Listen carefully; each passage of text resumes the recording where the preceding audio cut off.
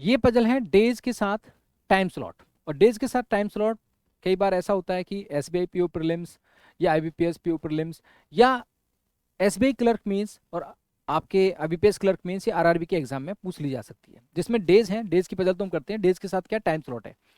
तो डेज के साथ टाइम स्लॉट को हम बेस्ट तरीके से कैसे करेंगे, जैसे कि यहाँ पे 10 स्टूडेंट्स हैं, राइट। और 10 स्टूडेंट्स को हमें क्या करना है, 10 डिफरेंट कॉलेजेस के हैं और इसका दिया हुआ है कि उनका 5 डिफरेंट डेज हैं, मंडे टू फ्राइडे 5 डेज में अरेंज करना है। और each student have exam at 2 different time slot. 2 time slot हैं, 8 AM एंड 11 AM। एक दिन में 2 टाइम स्लॉट हैं, 10 बच्चों का एग्जाम होना है, डेज हैं 5, टाइम स्लॉट हैं 10। कैसे इसको बहुत आसान तरीके से करना है बिना किसी समस्या के, बेस क्या होना चाहिए, तो इसको एक बार समझ लेते हैं। देखिए, सबसे पहले हमें क्या करना है, डेज का बेस बनाना है, क्योंकि सारी चीजें डेज पर बेस्ड हैं, आधारित हैं। तो सबसे पहले हम क्या करेंगे, डेज का बेस बनाएंगे। जैसे कि हमने यहाँ पे क्या किया, डेज का बेस बनाया। हमारे पास बच्चे क्या है, मंडे, ट्यूसडे, वेडनेसडे, थर्सडे और क्या बेटा, फ्राइडे। ये 5 डेज हैं। 5 डेज में 2 टाइम स्लॉट हैं। क्या है, 2 टाइम स्लॉट है। आराम से समझना। एक है आपका 8 AM और एक है बेटा 11 AM। 2 टाइम स्लॉट में करें। कभी कभी ऐसा भी हो सकता है कि 3 टाइम स्लॉट आ जाए, कोई दिक्कत नहीं, तरीका वही रहेगा, ठीक है। एक चीज का ध्यान रखेंगे, मंडे से पहले हम संडे कंसीडर नहीं करेंगे, फ्राइडे के बाद सैटरडे कंसीडर नहीं करेंगे। There is no cyclic order. अभी हम इसमें करेंगे पार्ट ए, मतलब कनेक्टिंग सेंटेंस को पढ़ेंगे। हमने पजल को पूरा नहीं पढ़ा, हमने सिर्फ इंट्रोडक्शन देखा और बेस बना दिया। इंट्रोडक्शन देखा, बेस बना दिया। अब कनेक्टिंग सेंटेंस को पढ़ते जाएंगे। जो डेफिनेट पार्ट है उसको डेफिनेट जगह पे रखेंगे, जो इनडेफिनेट पार्ट है उसका हिंट बनाएंगे, जिससे कि हिंट हमें रिकॉल करने में हेल्प करती है। क्योंकि बार बार अगर हम पैराग्राफ से चीजें कंपेयर करते हैं तो क्या हो जाते हैं, पजल हो जाते हैं। तो वो हमें ध्यान रखना है, ठीक है। अच्छा, इसमें ऐसा भी कर सकते थे, जैसे अगर हम करना चाहें तो ऐसा भी कर सकते थे। फॉर एग्जाम्पल, हम ऐसा भी इसमें कर सकते थे, अगर आप करना चाहें। आप ये भी कर सकते थे, जैसे मंडे है, राइट, ट्यूसडे है या वेनसडे है या थर्सडे है और फ्राइडे। आप ऐसा भी कर सकते थे कि 8, ये क्या है 11, 8, ये क्या है 11। ऐसी कोई समस्या नहीं, आप ऐसे भी कर सकते हैं। अगर आपको ऐसा करना उचित लगता है तो ऐसा भी कर सकते हैं। लेकिन वही बात है कि 8 के बाद 11, 11 के बाद नेक्स्ट डे का 8, फिर 8 के बाद 11, 11 के बाद नेक्स्ट डे का 8, फिर 8 के बाद 11, तो ऐसे ही चलेगा। तो इसलिए ऐसा भी कर सकते हैं। जैसे यहाँ पे क्या होगा, 8 के बाद 11, 11 के बाद नेक्स्ट डे का 8, फिर 11, फिर नेक्स्ट डे का 8, फिर 11, नेक्स्ट डे का 8, फिर 11, ऐसे। तो अगर यहाँ पे कोई पर्सन है और इस पर्सन के, और सपोज यहाँ पे ए है और ए और बी के बीच में अगर 2 हैं तो कैसे करोगे, अगर यहाँ पे ए है तो 2 बीच में, अगर तो 1 और 2, 11 AM वाला और 8 AM वाला, 2 इनको छोड़कर यहाँ पे क्या आ जाएगा, बी आ जाएगा। तो कंपैरिजन वही होगा। अब इसको सॉल्व कर रहे हैं तो हमने पढ़ना स्टार्ट किया। Only 2 person have exam between F and J. हमें नहीं पता एफ और जे के बीच में 2 लोग हैं, तो हमने क्या कर दिया, हिंट के रूप में लिख लिया एफ और जे के बीच में 2 लोग होंगे, और इस तरह से इसको बना लिया। आप इसको ऐसे भी रिप्रेजेंट कर सकते थे कि एफ और जे के बीच में 2 हैं, ऐसे भी कर सकते थे, कोई टेंशन वाली बात नहीं है। या मैंने ऐसे कर दिया तो इसका मतलब क्या, एफ और जे ऊपर नीचे कैसे भी आ सकते हैं, पहले या बाद में आ सकते हैं। Neither E nor G have exam on Friday, मतलब ई और जी का एग्जाम फ्राइडे में नहीं होगा, तो यहां पे आपने कैंसिल कर दिया नेगेटिव इंफॉर्मेशन। ई और जी का एग्जाम, तो ई और जी का एग्जाम फ्राइडे नहीं होगा, ओके। कहता है I has exam on Tuesday at 8 AM। I का जो एग्जाम है ट्यूसडे में होगा 8 बजे, तो यहां पे आपने आई कर दिया, perfect. H does not have exam at 11 AM। H का जो एग्जाम है बच्चे 11 AM पे नहीं है, तो ऑफकोर्स 10 AM पे होगा, तो यहां पे आपने कहीं लिख दिया कि एच 8 AM पे होगा। Number of person who have exam between G and D same as between C and H. जितना एग्जाम जी और डी के बीच में होगा उतना ही सी और एच के बीच में होगा। तो हमें अभी पता नहीं है, तो हमने क्या किया, हिंट के रूप में लिखा जी और डी में बेटा जितना होगा उतना ही सी और एच में होगा।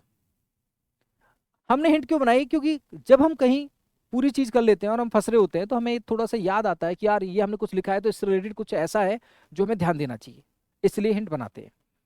आगे क्या कहता है, डी का जो एग्जाम है any of the day after E, मतलब D does not have exam any of the day after E. E के बाद डी का एग्जाम नहीं होता, ई के बाद किसी भी दिन डी का एग्जाम नहीं होता, तो डी का जो एग्जाम है क्या होगा, ई से पहले होगा। ठीक है। F does not have exam any of the day after H, H के बाद किसी भी दिन एफ का एग्जाम नहीं होगा, तो एच के बाद नहीं होगा तो एच से क्या होगा, पहले होगा। ठीक है। B has exam immediately before I, I से जस्ट पहले क्या है, अब देखो आई यहाँ पे 8 बजे, इससे जस्ट पहले वाला, इससे जस्ट पहले कौन है, बी का एग्जाम है, तो जस्ट पहले क्या होगा, 11 बजे वाला, जस्ट पहले क्या होगा, इससे 11 बजे वाला, तो यहाँ पे क्या होगा, बी का एग्जाम होगा। परफेक्ट है। I does not have exam on any of the day before G, any of the day बोला है, क्या बोला है, आई का जो एग्जाम है does not have exam any of the day before G, G से पहले किसी भी दिन, जी से पहले किसी भी दिन आई का एग्जाम नहीं होता, जी वाले दिन हो सकता है, जी के बाद हो सकता है, जी से पहले किसी भी दिन आई का एग्जाम नहीं होता, जी वाले दिन हो सकता है, जी के बाद हो सकता है। तो यहाँ पे आई का एग्जाम जो है जी से पहले किसी भी दिन नहीं होता, तो जी वाले दिन हो सकता है आई का एग्जाम, और जी के बाद हो सकता है, तो यहाँ पे जी हो सकता है, जी के बाद हो सकता है, जी वाले दिन हो सकता है। अभी हमें इतना पता है, अभी हमें इतना पता है आई का एग्जाम जी से पहले किसी भी दिन नहीं है, तो जी वाले दिन हो सकता है और जी के बाद वाले दिन हो सकता है, बाद में कहीं भी हो सकता है।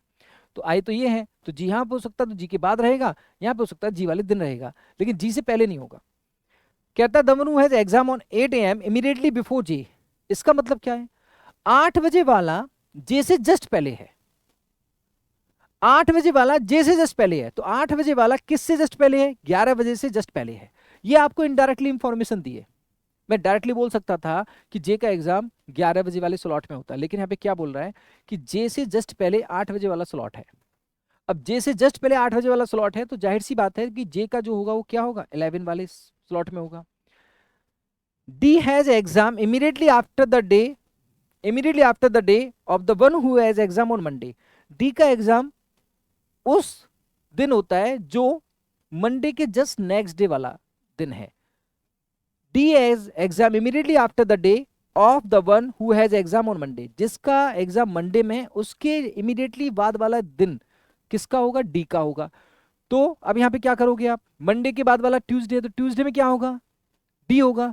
आई तो कंफर्म हो चुका है, आई कंफर्म है, तो यहां पे क्या हो जाएगा, डी हो जाएगा। जी यहां से कैंसिल हो गया, तो यहां पे क्या हो जाएगा बच्चे, जी हो जाएगा कंफर्म। जी की संभावना 2 थी, कैंसिल हो गया यहाँ पे जी कंफर्म हो गया। आगे कहता है F does not have exam at 11 AM, F का भी 11 AM नहीं है, तो एफ का भी यहां होगा कहीं।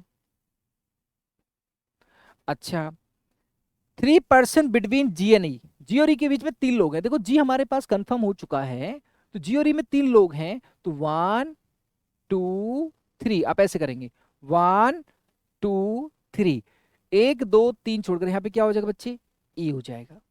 इतनी बात क्लियर है, हमारा पार्ट ए क्या हो गया, सॉल्व हो गया। अभी हमने क्या किया, कनेक्टिंग सेंटेंस को पढ़ा, जो डेफिनेट था उसको डेफिनेट कर दिया, डायरेक्टली इनडायरेक्टली चीजों को समझ लिया, और जो हिंट्स थी उसको यहाँ पे रखा। अब हम अपना दिमाग लगा रहे हैं हिंट्स में, कि एच से पहले एफ है, दोनों यहीं पे होने हैं, तो एच से पहले एफ है, तो यहाँ पे एफ हो जाएगा, यहाँ पे एच हो जाएगा।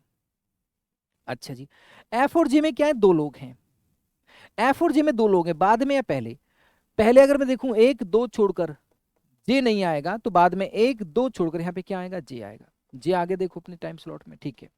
आगे देखो, अब आपसे क्या कहता है, उसने कहा जितना जी और डी में है, जी और डी में कितना है मेरे भाई, जी और डी में कितना है, 1 2, जी और डी में कितना है, 1 2, तो सी और एच में कितना होगा, 2 होगा।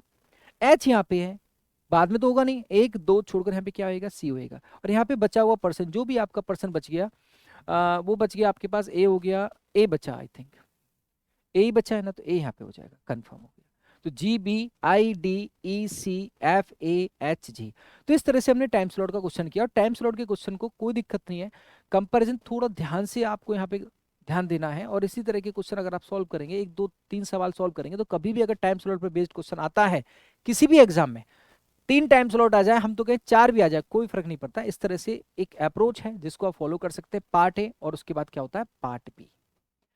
तो इसी तरह से चीजों को सीखते हैं ना, हर देखो जिस तरह की पजल आती है उस तरह का आपको समझना पड़ेगा, किस तरह का इसमें अप्रोच है, किस तरह के इसमें कंपैरिजन होते हैं, उसको समझने के बाद सारी चीजें आसान होने लगेंगी। फिर थोड़ा अभ्यास करते चले आते हैं, और जब अच्छे क्वेश्चंस के साथ अभ्यास करते हैं तो सारी चीजें एकदम इजीली सॉल्व होने लगती है। ठीक है।